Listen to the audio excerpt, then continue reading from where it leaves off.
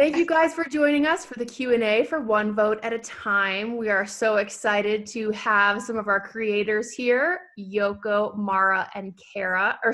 So sorry, Sarah. Thank you guys for being here. And we want to talk about your great pilot that everyone just saw. So I want to talk to you guys a little bit about the evolution of One Vote at a Time, from the organization, your mission, and how the whole group got started. Could you tell me a little bit about that? Yeah, sure.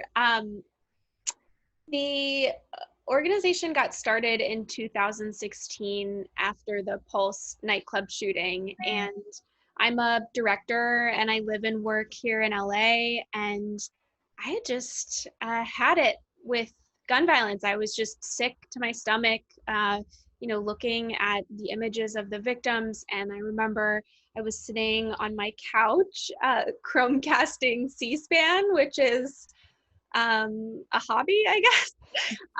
And I was watching Chris Murphy filibuster for gun safety legislation, and he kept saying, what can you do? What do you know how to do? What can you contribute to this fight? And I thought, well, I know how to make videos.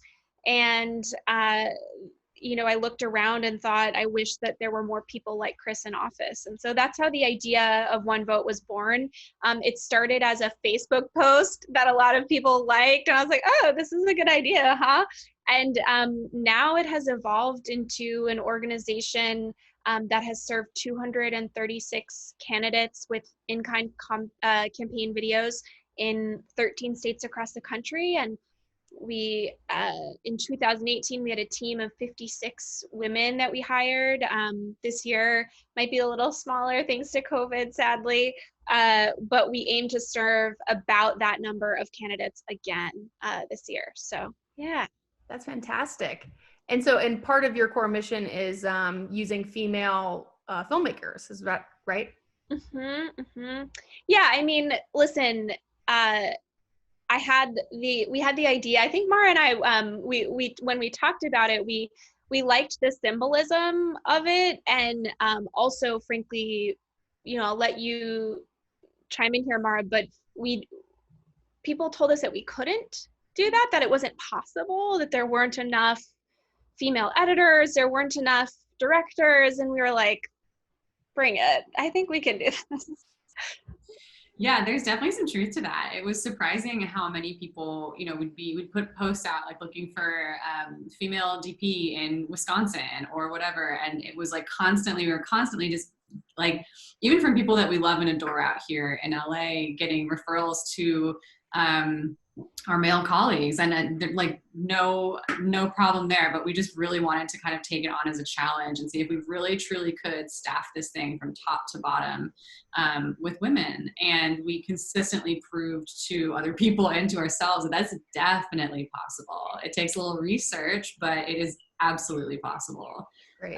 So yeah, that's great. So you have One Vote at a Time. You're making these campaign videos for politicians that are pro-gun safety. At what point did you realize, oh, maybe we could turn this into a pilot about our process? Mara, do you want to take that one? Sarah and I are always like, yeah, just giving each other the pause. Yeah. So we had been in conversation with a few of our friends and colleagues out here. People have been kind of asking us like about our process and about how we work. And there was a great deal of curiosity about like, how do we pick the candidates? How do we do the filming? And then similarly, the candidates were also asking that we worked with, like, how do you guys work on the day-to-day? And so we started to think about documenting that a little bit for people so that they could sort of be a part of the process, because it is interactive. It involves media making and being on set and traveling, and it also involves all of the lovely candidates. So we thought that it could kind of be an interesting sort of confluence of interests. And I think, and Sarah, feel free to speak to this as well, but we really wanted to like invite people in on the excitement of the seemingly boring down ballot candidates and the importance of local lawmakers in our lives. And so we wanted to share the part that we love about this process with other people and to try and make it exciting and accessible to people. Yeah, we're all caught up in this narrative of, on the federal level with the presidential race.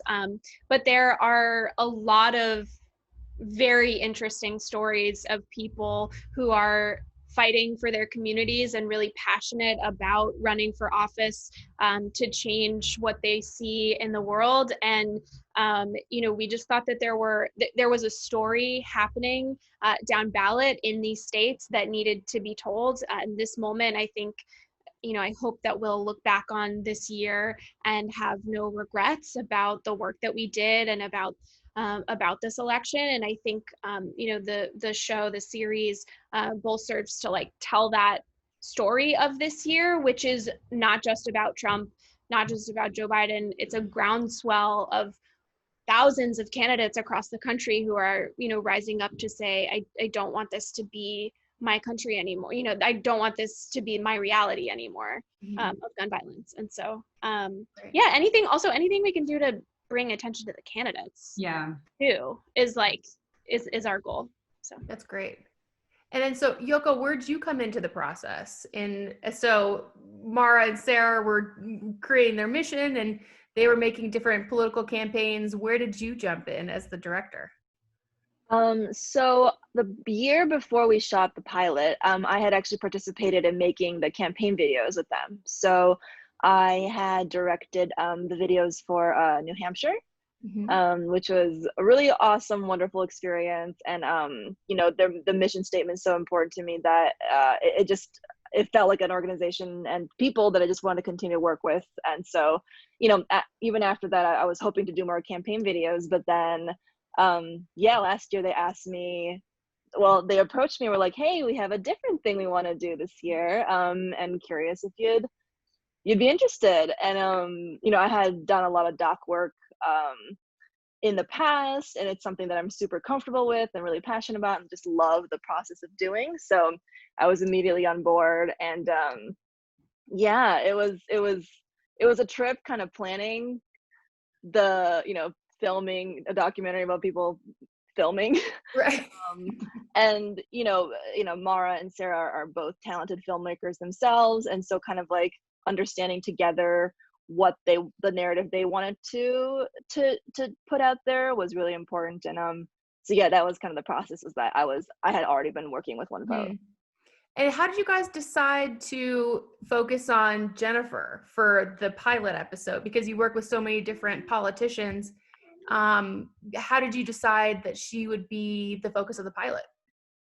Yeah, she was actually one of our very first candidates that we served in 2017.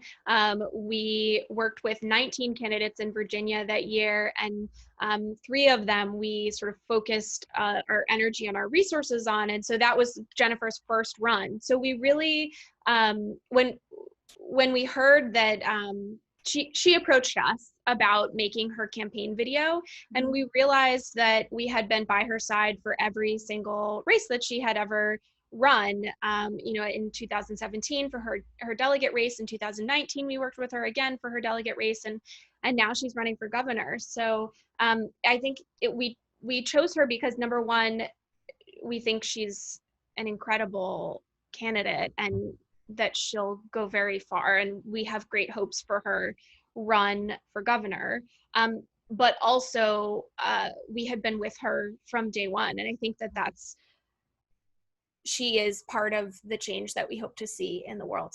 So it felt like a good fit. That's great. So what are your plans with the show? I mean, are you going to continue to make episodes behind the scenes, or kind of wait and see what happens with the pilot? What's the plan for the future?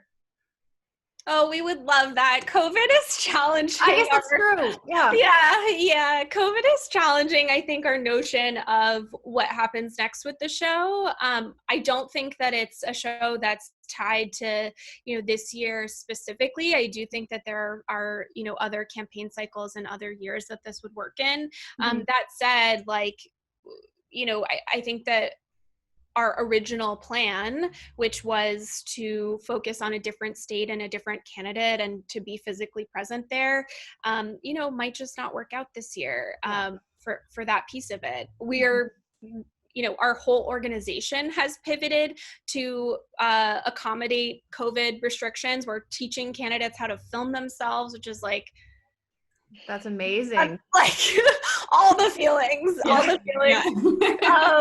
And so certainly we could figure out a really great version of this to produce this year. But I think, this pandemic is sort of forcing us all to like reconsider what's possible and be really creative about how we accomplish things. So like, that's a nice way of saying like, I don't know. We're hoping that someone sees the pilot and is interested in working on the series. Mara, anything to add? Yeah, I was just gonna say, I think just, you already touched on it, but to Sarah's point, like we see this as kind of, it's for us, it's evergreen material in the sense that like, it's not specifically tethered to what's going on just this moment in politics. It's sort of the story of this changing of the guard of American leadership. And we specifically spoke with a candidate named Zach Walls in Iowa in 2018, who's lovely and is quite known for his like sort of internet celebrity for kind of being on the right side of the history in a courtroom, defending his family. And one of the things that he said was that feeling disempowered is how people want you to feel, and that you have to sort of still do your part and still participate in the world, and then it can make a difference. And I think that we would agree with that pretty wholeheartedly, and that, to Sarah's point, we can't do physical production this year. We don't quite know kind of what would be the next shape of the series piece of our work. But this, I think, this moment, if anything, emphasizes the importance of having great leadership at a local level, since they're the people that are most immediately taking care of us. So I think that we can continue to do this and continue to tell these stories, because the candidates aren't going anywhere. There's tons of them and they're awesome. And so we have no shortage of amazing subjects. Yeah, that's wonderful. I mean, it's the twofold, your message, your mission, and you're cultivating and giving credits to these female filmmakers. And so congratulations on all fronts. You guys are covering a lot of ground. So if people want to get involved in One Vote at a Time, whether to get on your, list of potential filmmakers or contribute to the cause, what's the good way for them to do that? Yep, we have a website with a good contact form, goes directly to my email. So it's just onevoteatatime.us. And we also have a spot where candidates can get in touch with us if they are looking for a campaign video. And, filmmakers, other volunteers or other people should just write in on the contact form. Perfect. Thank you guys for being here. That went by so quickly, but and I know that in the age of COVID, you guys are pivoting, and so are we. So thank you for being here virtually, and hopefully next year we can get together at the festival in person. But thank you guys so much for joining me and for being here and sharing your project. Thank you. Thank you. Thank you guys.